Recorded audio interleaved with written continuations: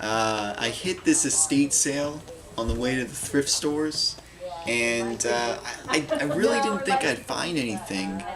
I'd seen that there was a sign up on Thursday. I'd gone out to the thrift stores on Thursday, and I saw this sign hanging up saying that it was going to be on Thursday, Friday, and Saturday. But at that time, I was just so tired. I really didn't want to go to a garage sale, let alone an estate sale, because I mean, I don't know if it was being professionally held or not, but those people are a real pain in the ass to deal with sometimes. You know, 3 days, and you can see the Atari and the Game Boy games, they were still there. The answer to this quandary, I think, is that because it was a professional estate sale, it's a whole different ballgame when dealing with those people. Those sticker prices are really hard to negotiate. So it's $21 and half off today. So you'll get a good deal for $10.50. Well, 11 because I added a couple in there. Are a little bit more difficult, at least towards the beginning, and towards the end they'll usually cut prices in half, and that's what these guys did. And I could better negotiate since it was all being donated to charity, and anything that they didn't sell. The lady was saying, oh, I added a few in there, so it's now like $25, and half price of that would be $12.50. You're getting a great deal. Whatever. I didn't want that shit. So, I picked out 3 games, and I convinced her that I could buy these 3 games maybe for 3 for $5, and the rest she could still sell for $10 or whatever. Or maybe he didn't buy it, Agnes. I don't know. I don't see it. So you turn left on? Oh, the pink doll? I asked her right Right here. Do you have any more game stuff? I saw like Game Boy Game things, Boy. and that's in the Atari. I saw That's Atari it. stuff. That's it. Unless you find some upstairs in the bedrooms. I saw some game there, How do I get Crystal there? Quest, Around the corner, and then and it just struck me as a title that was somewhat rare. You know, it's not really talked about. I didn't really recognize the cover art was. I don't think I've ever seen it. So I think I've seen the game before, actually. I picked out Miner 2049 has mail, which is nice. Picked out Balloon Kid, which is like, you know, I didn't own this game back in the day, but it was when I first started looking for stuff, old games again. This is one of the games I've really sought to get a complete in-box copy of. Good sign, Macy. Toys. Yeah, I do have one, but the cartridge is kind of yellow, and this is in pristine condition. I really don't want to go through here. All sorts of communicable diseases. Finally, Attack of the Killer Tomatoes. Food for the games. Some balls. There's nothing down there, guys. It's just a bunch of plush toys. You got Ghostbusters on the 2600. I'm gonna check under the bed. Nothing. There's nothing on the bed. In the bin, I didn't see any 7800 games. You saw the 7800 on the floor. But yeah, no 7800 exclusive games. And that was the only one there that I thought might be and everything, and I think somewhat good. It's probably the Forgot. shitty Master System NES game. Shittier, because it's on the 2600. Oh yeah, I saw this there, and I'm thinking they just thought this was empty box and mail, but it has everything in there. Game, I think that's a good deal. racing, controllers that you probably can't use on any other game except the car game. Look, even though they look just like paddle controllers, probably can't use it on Kaboom. And a nice, it's just a box. There's no mail in there. It has like the warranty and some advertisement, but for Donkey Kong Land.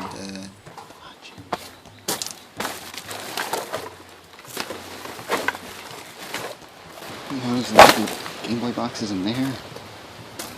back in the era where everybody used that pre-rendered crappy style. I was a little, you know, I was enthralled. I saw the Donkey Kong, but you know, the more and more I played of it at Walmart, I was just like, this game is shit. Especially the Game Boy version, but it's an okay game. I'm sure everybody. I didn't have a Super Nintendo, okay? I wasn't jaded that way, but I didn't see it as anything special when I saw this weird ass controller. I'm pretty sure I know what this is now. When I saw it, I was thinking like I recognize this from maybe you know, some review I saw online. I can't remember what at the time I was thinking like APF, Fun, maybe Fairchild. I couldn't remember. It was one of those really early.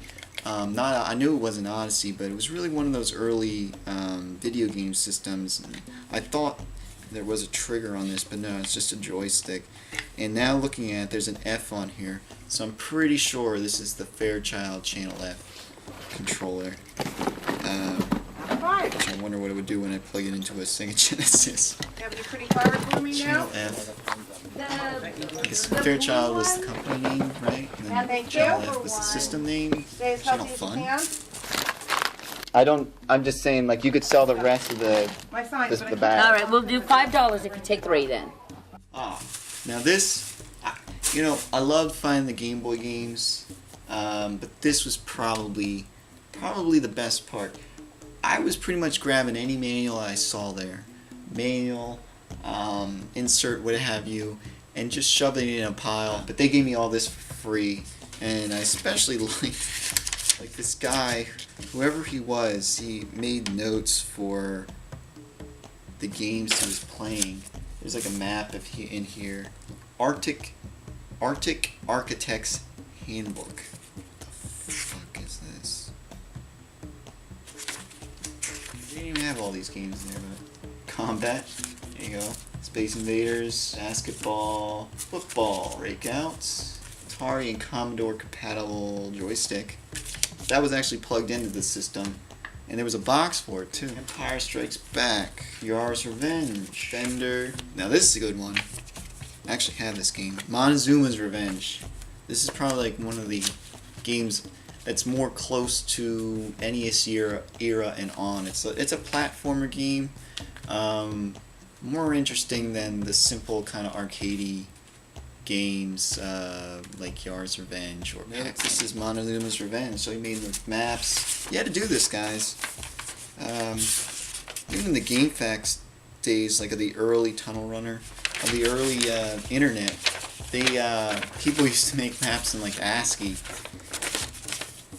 And I'm sure on like the BBS they would trade those maps. Atari 2600 manual, Chopper Command, Kaboom, Star Master, California Game, Golf, Space Chase, Apollo.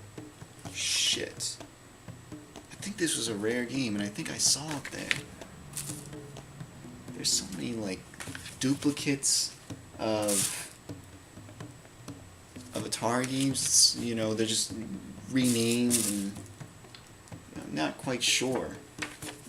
It's a huge library, and they're mostly. It's like, you know, the Atari's library is like those Chinese knockoff consoles. You know, there's like 500 games, and 300 are all the same thing. It's home run.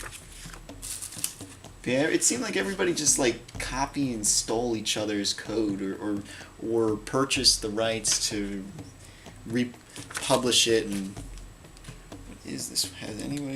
Hey, anybody seen a ghost? This is the Ghostbusters manual. Your Ghostbusters franchise. Fuck, it sounds like it's the stupid, yeah, there's a screenshot in there. It looks exactly like the NES and the Sega Master System one, which I hate. Outlaw.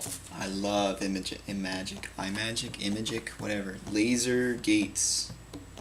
They didn't have any of those games there, unless I missed them. Video Pinball. Whoa, we have a manual for a 7800 game here, folks. Galaga. And another one, Pole Position 2, Thunderground by Sega. Bowling, 90 Day Warning for Atari, Amadar, Pitfall, Jungle Hunt. There were even like re-releases. Like this one, there were like 3 or 4 different re-releases by the same, this was Atari's game, but they'll release this in a plain blue box, and then they'll release it in a red box and a silver box. And Tutankhamun. I think this is another good game to have, probably worth more. Here's another one coming up that's pretty good. Fortunately that was not there. Shit, I really should have taken a better look at that box. Maybe it was there. Mr. Dew's Castle. I remember playing this game at a doctor's office. They had like an upright arcade machine of Mr. Dew and Double Dragon. I used to play my brother in Double Dragon all the time. Miniature golf. At the end, you have to beat your brother up. So, Pengo, 7800 manual. Raiders of the Lost Ark is another good one. Mario Brothers, Midnight Magic. I love this Mario Brothers game, by the way. It's a really fun arcade. Joust on the 7800. Hubert. Finally, Atari Force 1, which probably was from that Yar's Revenge.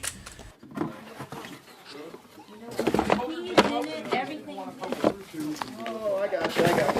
Sign up? Okay, I told him he can have 3 games for $5. Yeah. Okay, perfect. And then these were empty. I don't know what you wanted with them. They're just- Yeah, manuals and stuff. And then this is the box, and there was no Yeah, okay, game, but okay. there was some. Okay.